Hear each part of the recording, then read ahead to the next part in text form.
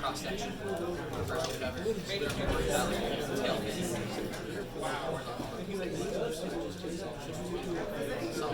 Yeah.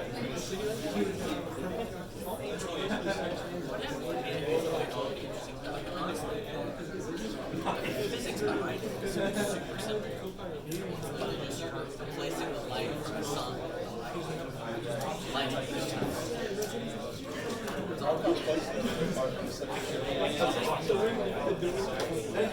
it's not. It'll be the LED lights that you pick with the they just pick what you want. So we'll just pick light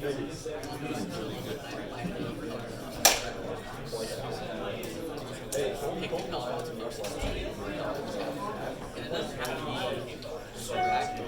The project we based it off of, the sheets they were using were the same colors like Mortal Kombat. Mortal Kombat? Yeah, I go for it. Yeah, they were zombies with white making it black.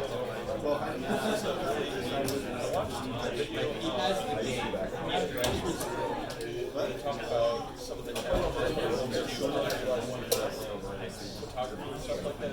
It's going past range of ranges. Keep an eye on it. Also, if you can get within that range of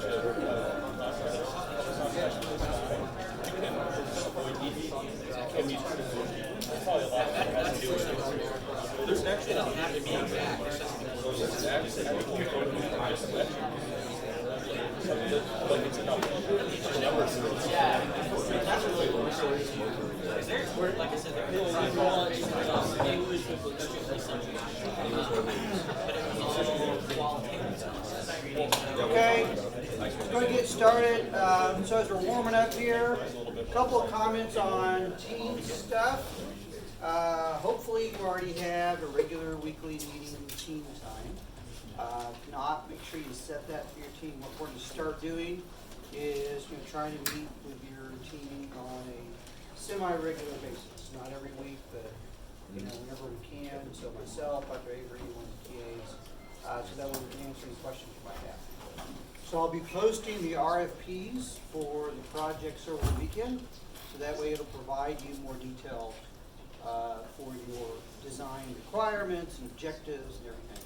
Now we formulated these in a way that they will mirror what you would see in industry. So if you were to get a proposal from the government, for example, and say, hey, we want you to design an aircraft, it would look very similar to this, where it would give you no pictures, it would just be a lot of words with requirements, what we want the aircraft to do.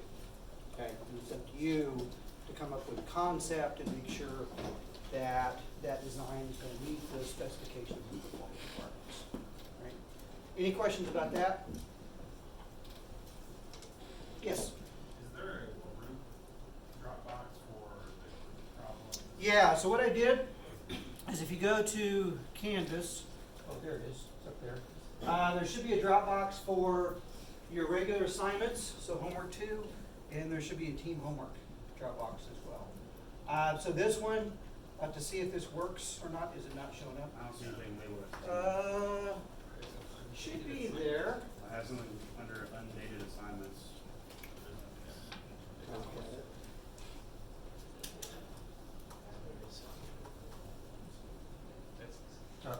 It should be there because I got it saved here.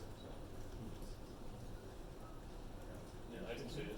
What? I see it. I got it. All right, good. Okay. So we're set. Okay. So this doesn't have a date on it yet. I'm just leaving it open in case you run into problems. But one upload per team. Okay? Use your team name for the name of your document that you're uploading. Okay? And keep in mind, I'm going to keep these matched. So your first team homework is homework number 2. You didn't have one for homework number 1, so has that. Team homework doesn't show. What? Team homework doesn't show. Now, if you have problems still, try refreshing it later, and we'll check it out. So you come and see me after class, and we'll see what your issue is. Yes? Sorry, speak up. Okay, and I'll check it and see. I was having problems with the dates. I was trying to set up a date for this. It gave me 1890. Worst comes to worst, don't worry about it. You can turn it on Monday. All right, so you won't get docked if you can't get it uploaded for some reason. Okay? Any questions about that? Yes. If we do, just in case it doesn't upload, would you like us to take screenshots of like the No. error code or something? Don't worry about that. Right? Yeah, we'll figure it out. We'll talk about it on Monday if you can't get it fixed. Okay? And if I still run into problems or it looks like it's okay on my end, I'll email everyone in class.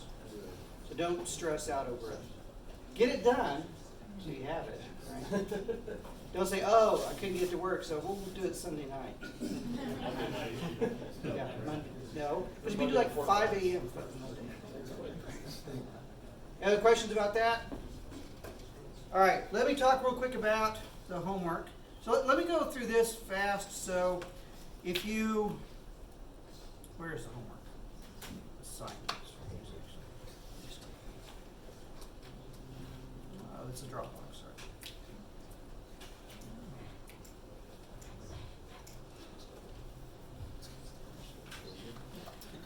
So you'll note on this one, it's mostly XFlow, this entire assignment, besides the first problem up here. So DP1 is just a combination of 3 other problems. So if you go back and look at 2.2, 2.3, those are all really short problems.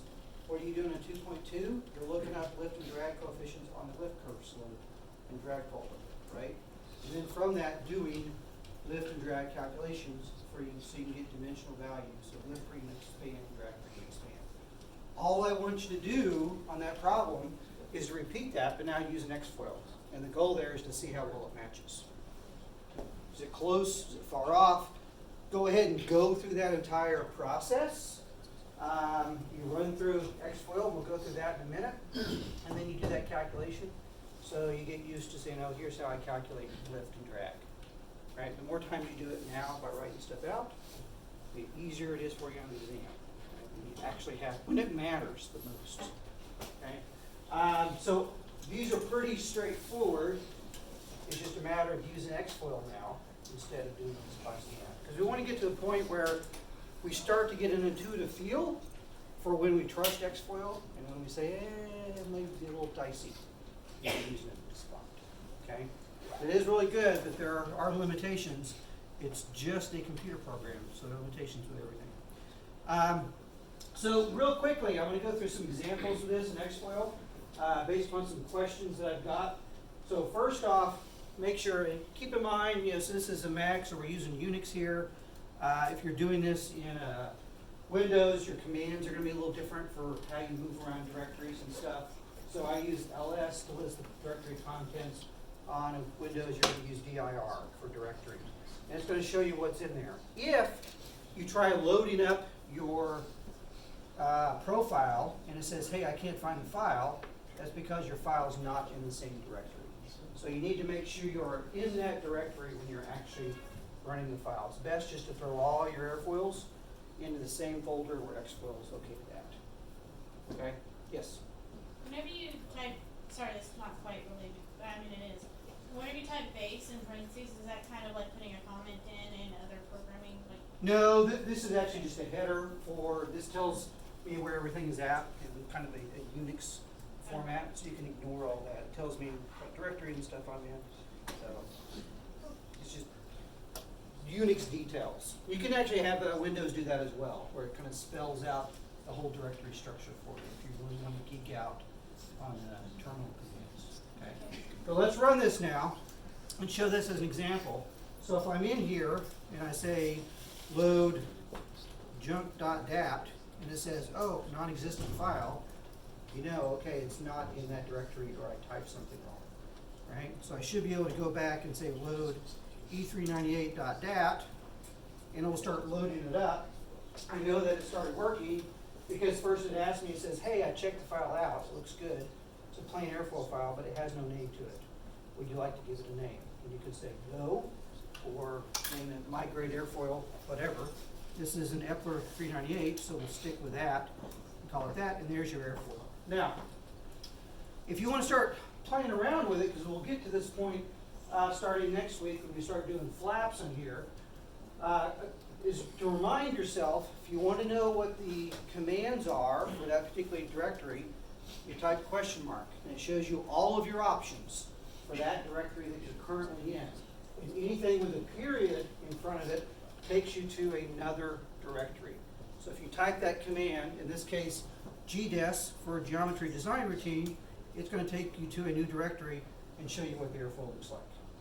Okay, so there's our Epler airfoil, which from an aesthetic point of view is a lot prettier than you're ever going to get with a NACA airfoil. Right? That's a sexy airfoil. So Epler made really sexy airfoils. Okay? So this tells you some characteristics about it: your cross-sectional area, your thickness, your camber, radius of your leading edge, and the angle of your trailing edge. You can do lots of stuff in this directory, and we'll come back to it later. But more importantly, going back up to get to one directory up, we hit return. It takes us to the directory up above us, and now we can go to the operations directory, right, and see all the commands in here. This is where we're going to spend most of our time at. In this directory, next week we'll start playing around with some of these boundary layer plots in here when we start talking about boundary layers. Right now, we're going to still stick with the polars that we have. So first thing I'm going to do, I'm going to turn viscosity on in this case. Let's do a Reynolds number of 500,000. And then we'll do, a quick alpha of 0, make sure things are looking okay. Now, note what it's done for us here. Right, since I have viscosity on, in this case, it's plotting the inviscid solution, which is the dashed line, which is what Xfoil always solves first.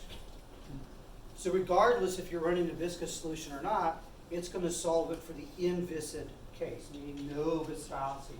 So it shows you what that profile looks like in the inviscid case. Then what you do is when you turn viscosity on, it does flat plate boundary layer corrections, just like the flat plate boundary layers you run in fluid mechanics, and applies that to the boundary layers here and corrects the corresponding pressure curves to give you what the new pressures look like. And now, this is where your lift and drag are calculated from, these differences in the pressure. Okay, your question? If you just type in Reynolds number first and don't turn this, does it ignore it, or does it turn? Well, I think it'll set Reynolds number, but I don't think it turns viscosity on. I'm not positive about that though. Okay, so I'd have to try that out. There you go, it does. Okay. So it automatically turns it on? So the Reynolds number, but it wants to be sauced on. It's that distance.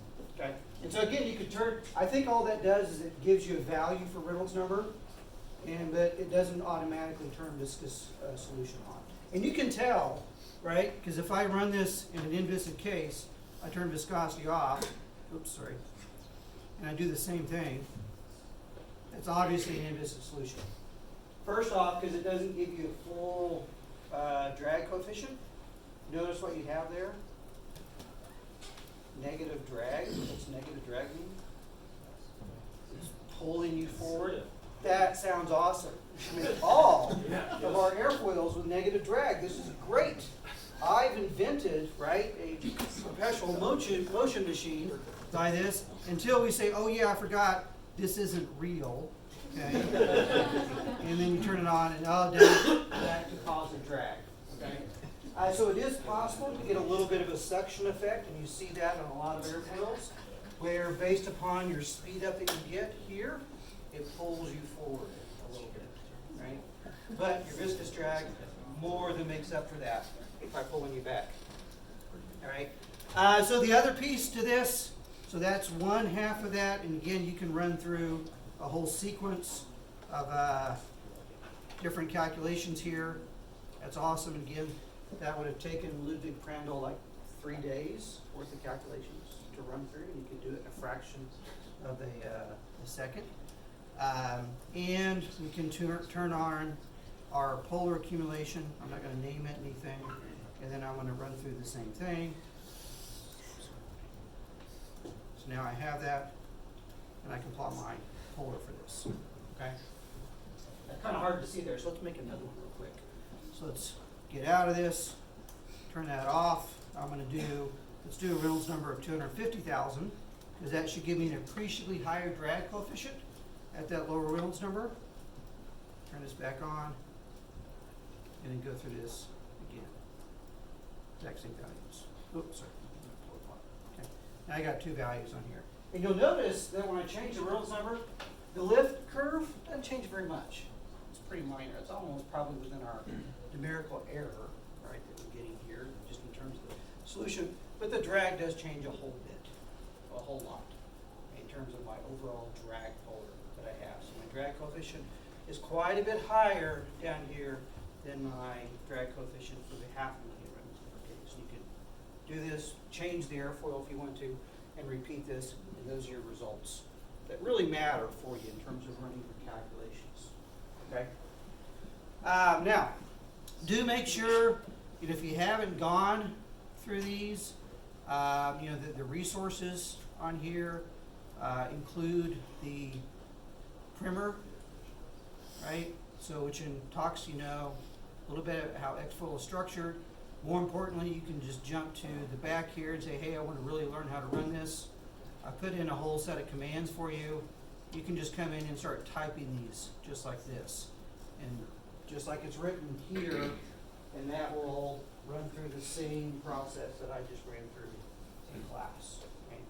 So the best way to learn how to do this is just kind of jump in and start playing around with it and figuring it out. Likewise, another good resource is the video lecture on here.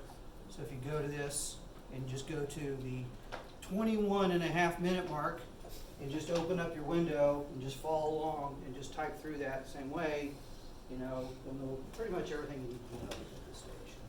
Okay? So other questions about Xfoil? Yes?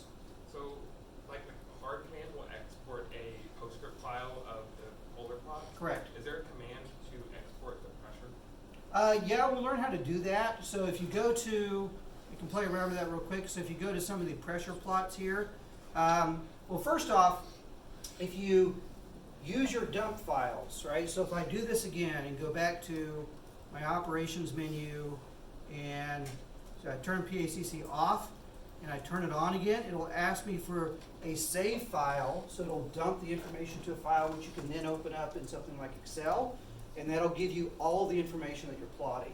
Yeah. So you'll have all the details from that. So that's the first thing. If you want to save the data, that's the way you should do it. Just name your files here for both of these, and then you can, so the dump file name, and you can load that up just as a text file, right? Import it in Excel. But if you go to the polar plots down here, you can actually get in here and start saving those as well. There's some other options that will allow you to save that. And we'll come back and talk about those next week. Okay? Other questions? Yes? How dense do we need our paneling to be? That's a good question. Let's explore that. It's a good. So if we come back and look at the main menu again, you'll have a paneling option in here. And this one is pretty dense. This is 160. Anything usually over 100 is good. Let's go to the real extreme with this and come in and save our paneling. And let's say, oops, sorry, let me go to the PPAR menu. This is what your panels look like. So when Xfoil is running through its algorithms, what it has is it's numbered each one of these panels, 1 all the way through 160. Each one of those panels has a little tiny vortex attached to it. And so that's what Xfoil is doing, is it's changing the strength of each one of those vortices as they're turning here and, generating circulation and summing them all up and varying the distributed strength such that your overall summation provides you that large gamma circulation that you're going to calculate out of lift, as well as making sure that you meet the cutting condition of the trailer condition. And that's quite literally all it's doing. It runs through a lot of a matrix math to do that, okay? But that's it in a nutshell. So if you want to match your geometry, right, this is not, Xflow is not treating this as a continuous surface. It's treating this as a whole bunch of little vortices that are made up, and it ignores the fact that this is a solid. It doesn't care, right? So as far as it knows, that there's flow through here in the middle. You just have streamlines going either side, so it becomes a closed surface. And as far as Xflow is concerned, it's the same as being a solid surface on the inside. So there's a limit where you get good enough solutions where you asymptote. And so if you come in here and start playing with a number of panels, you can drop this down to something like 50. And you have something like that.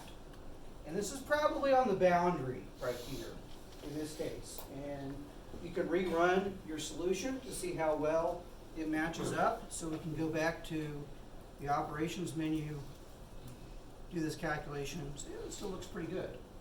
So maybe that's fine. Maybe it's slightly different in this case. But if you really start to drop this down too low, right?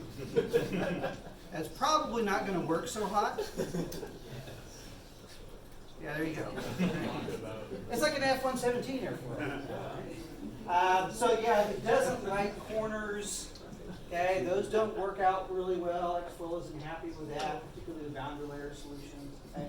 That actually did better than I thought it would in this case. In some cases, it'll just crap out on you and say, no, thank you, right? Good thing is, you know, with as fast as computers are now, you would be worried about that. If you were running this 20 years ago, you'd say, oh man, can I really afford to throw 10 more panels in there for my computational time? Now we just don't care, right? Put 1,000 panels in there. I don't know if we can handle it. I don't think I've ever tried that, but why not? I can do 1,000 panels. Once you get to 500,000, That's good to know, right? So you've tried that. Good. Yeah, 500,000 is way overkill. Okay. All right, other questions about Xflow? Yes. In the data files that it makes, we use the PACC function. Yeah. What are the top and bottom XTR values? That's a good question. So if we go back to, and this, we're going to learn about this more as well, but I'll go ahead and answer it now since we see this. All right, it did plot this other one that we just ran with lower panel, so you can see the difference there, and it didn't like that over here at all. These tell you where the flow is transitioning from laminar flow to turbulent flow, okay? So, which is really important, which we'll start learning about next week. which part? So this graph over here, right? It will talk, we'll show you why this looks like it does next week and what that means, so don't worry about it yet. But that's what it's doing, is your transition point. Now, the way we have it set up right now, it's free transition. Meaning Xflow is trying to figure out, based upon the local Reynolds number that you're at, start at the leading edge, at which point it should go from laminar flow to turbulent flow. And keep in mind, all it's doing, it's not a computational fluid dynamic solution. It's not taking the Navier-Stokes equation and solving that. It's saying, hey, I got a model for the laminar boundary layer here, which works in, from Reynolds number 0 to about 100,000. And I got a model over here for the turbulent boundary layer, which works 100,000 up. It's just calculating that and saying, hey, I think the model should change at this point. Okay, based upon the pressure gradient as well, because that has a big impact on it. It's not just a simple flat plate, it's a flat plate with